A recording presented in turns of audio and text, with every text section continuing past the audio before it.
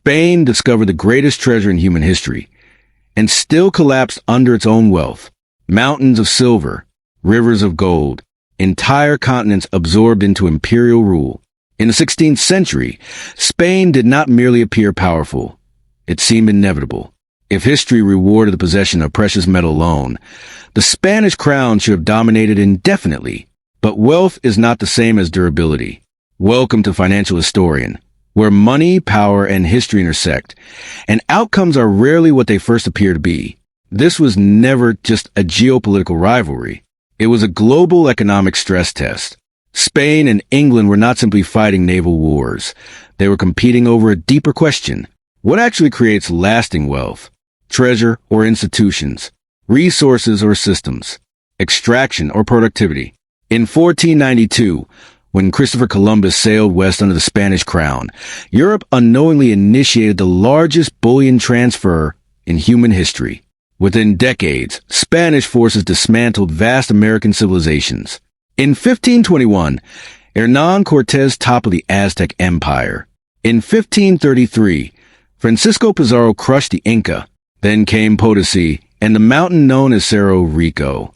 Between the mid-1500s and mid-1600s, it produced an estimated 16,000 tons of silver, alongside roughly 180 tons of gold shipped from the Americas.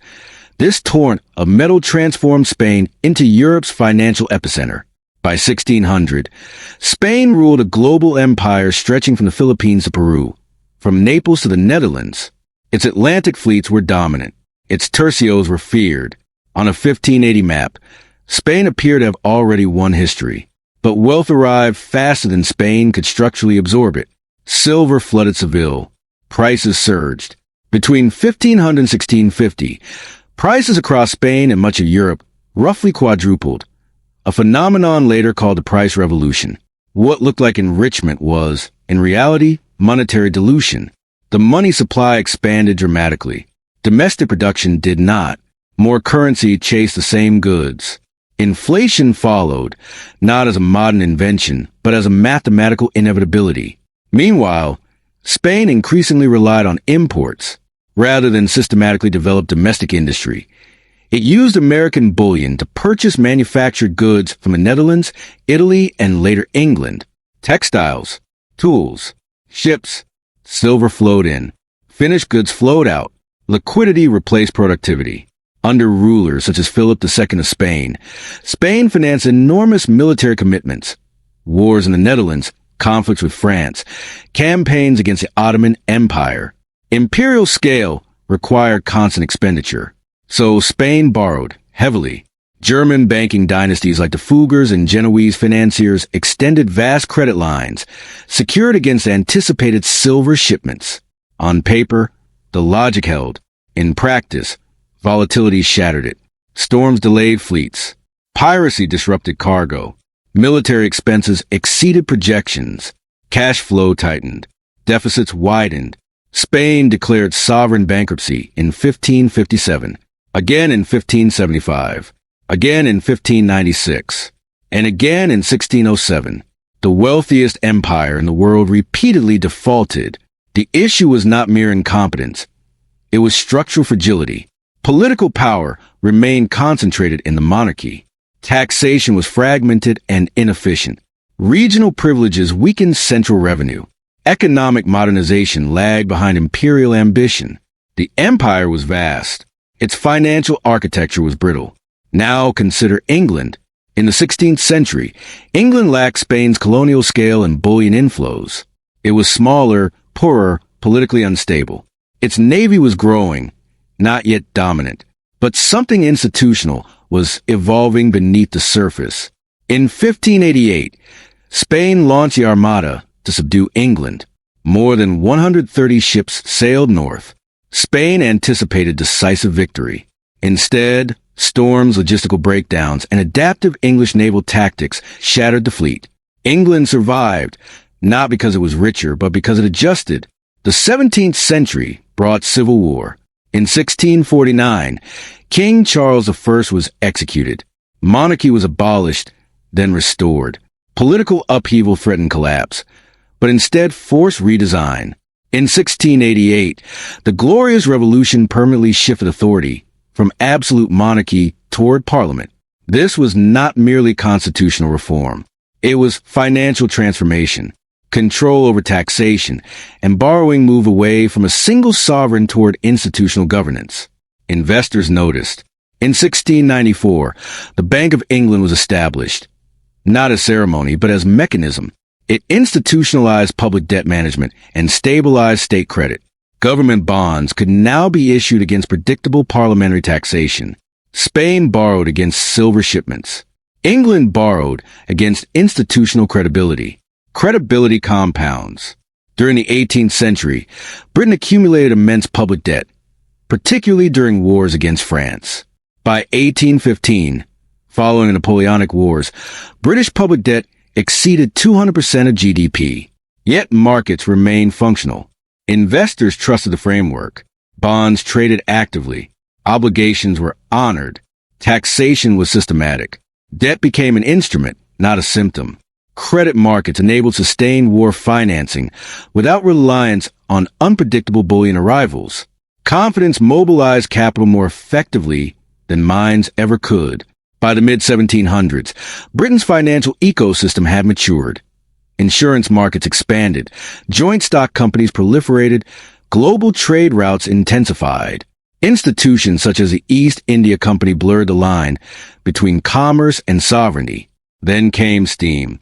The Industrial Revolution emerged in Britain, not in Spain, not because of geography, but because of incentives. Britain's system rewarded reinvestment, experimentation, and scalable capital formation. Systems outperformed silver. Meanwhile, Spain's empire strained under administrative inefficiency and colonial unrest. The abundance that had fueled 16th century dominance delayed structural reform. Abundance, unmanaged, breeds complacency. By the early 19th century, Spain's supremacy had faded. Britain controlled trade arteries. London evolved into the world's financial center. The pound sterling functioned as a global reserve currency long before the dollar existed. And the final irony is this. Britain inherited trade networks Spain opened. It learned from Dutch financial innovation. It adapted, institutionalized, and scaled what others pioneered. History was not won by treasure. It was won by design. It was layered. The economic rivalry between Spain and England was never decided by cannons alone. It was decided by definition. Spain equated treasure with power. England equated trust with power. One model extracted, the other engineered. And that distinction still reverberates through modern finance. The contest didn't end when Britain rose and Spain receded. It evolved because what they were truly competing over was not territory, but a theory of wealth. Spain believed wealth was discovered. England believed wealth was constructed. That difference sounds philosophical. It isn't. It's structural. Look at the 20th century. Vast oil reserves were discovered across the Middle East, Russia, Venezuela, and parts of Africa. Entire states suddenly controlled rivers of energy, the modern counterpart to potassium silver. Revenues surged. Public spending expanded. Consumption accelerated. And yet a pattern emerged. Resource-rich nations frequently struggle with inflation, currency volatility, corruption, and sovereign debt crises. Economists call it the resource curse. But it is less a curse than a structural temptation. When revenue arrives effortlessly, reform feels optional. If oil royalties fund the state, why build a broad tax base? If commodities pay the bills, why diversify production? If prices are high, why prioritize productivity? Silver in the 1500s, oil in the 1900s. The psychology is identical. Meanwhile, countries with limited natural resources, like Japan after World War II or South Korea in the 1960s, were forced to construct systems, export industries, manufacturing depth, educational infrastructure, financial discipline.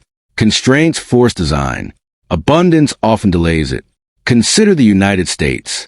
It did not become the dominant financial power of the 20th century because of gold alone. After World War II, under the Bretton Woods framework, the U.S. held the majority of global gold reserves. But when President Nixon ended dollar convertibility to gold in 1971, the dollar did not collapse.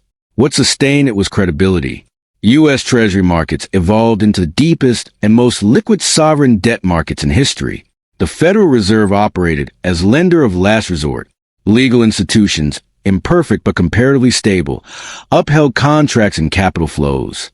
Investors believed the system would persist. The dollar's strength is not metallic. It is institutional. That trust enables the U.S. government to finance deficits at scale.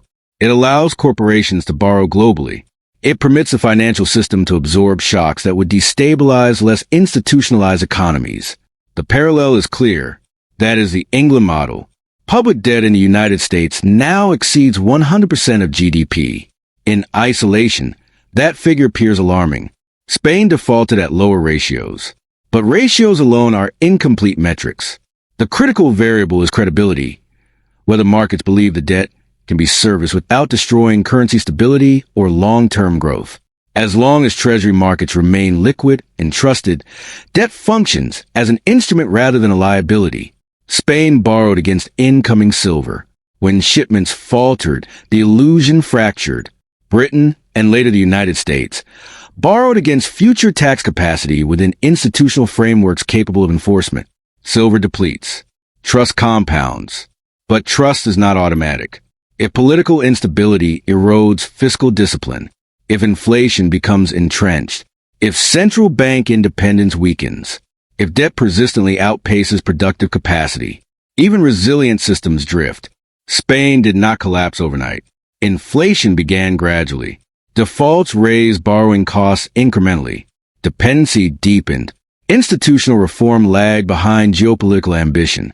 From a distance, Spain appeared dominant long after structural erosion had begun. Financial decline rarely announces itself dramatically. It accumulates. Every dominant system eventually confronts Spain's temptation to rely on status instead of discipline. The United States benefits from powerful network effects. The dollar is embedded in global trade, energy markets, derivatives, and sovereign reserves. Replacing it would be costly and disruptive. That creates inertia. But inertia is not immunity. The lesson is not that America will replicate Spain's trajectory. The lesson is simpler. Credibility is the true reserve asset. After the Glorious Revolution, parliamentary authority over taxation reassured creditors. The Bank of England institutionalized debt management. Bond markets disciplined policy through pricing. The United States expanded that architecture. Its capital markets became the gravitational center of global finance. But architecture requires maintenance. When deficits widen structurally rather than cyclically, when monetary policy bends to political pressure, when institutional independence erodes, engineered wealth begins to resemble extractive wealth, not abruptly, gradually. Now shift from nations to individuals. Spain's error was not discovering silver. It was assuming silver guaranteed permanence. Individuals repeat this mistake during asset bubbles. Housing surges. Equities climb. Crypto rallies. Balance sheets expand. Leverage feels manageable because valuations are rising. Liquidity conceals fragility. Then conditions reverse. If income depends on appreciation rather than productivity, downturns expose the weakness. That is the modern equivalent of a delayed silver fleet. Financial resilience is not about catching the right boom. It is about constructing systems that endure cycles. Diversified cash flow, disciplined reinvestment, controlled leverage, institutional awareness. The global financial system is not anchored by gold bars and vaults. It is anchored by belief in enforcement, repayment, and continuity. Spain filled vaults with metal. Britain filled vaults with contracts. The United States anchors networks of contracts, treasury securities, dollar clearing systems, global payment rails. That is power. But contractual power depends on trusted enforcement, and trust requires restraint. The rivalry between Spain and England was not nationalist theater. It was financial design. Spain's centralized authority in the crown, politically concentrated, economically volatile. Britain distributed authority across parliament, creditors, and markets, politically constrained, financially scalable. That divergence reshaped global power for centuries. The modern system still operates on that template. Commodity wealth without institutional strength invites instability. Institutional strength without resource abundance can dominate capital flows. The decisive question is never who controls the most treasure. It is who maintains the most credible system. Spain won the gold. England built the architecture. Architecture outlasts treasure. History does not punish nations for being wealthy. It punishes them for misunderstanding what wealth actually is. If this reframed the way you think about power and money, subscribe to Financial Historian. History already holds the patterns. We just have to recognize them.